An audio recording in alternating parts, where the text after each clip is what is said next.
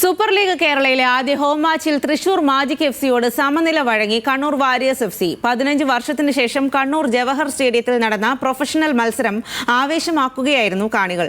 13,500-ലേറെ പേർ മത്സരം കാണാനെത്തി.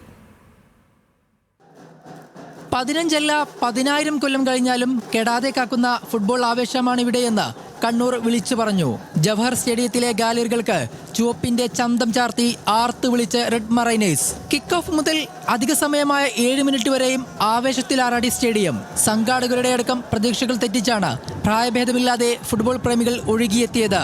15,000 പരമാവധി ശേഷിയുള്ള സ്റ്റേഡിയത്തിൽ 13,686 പേർ കളി കാണാനെത്തി.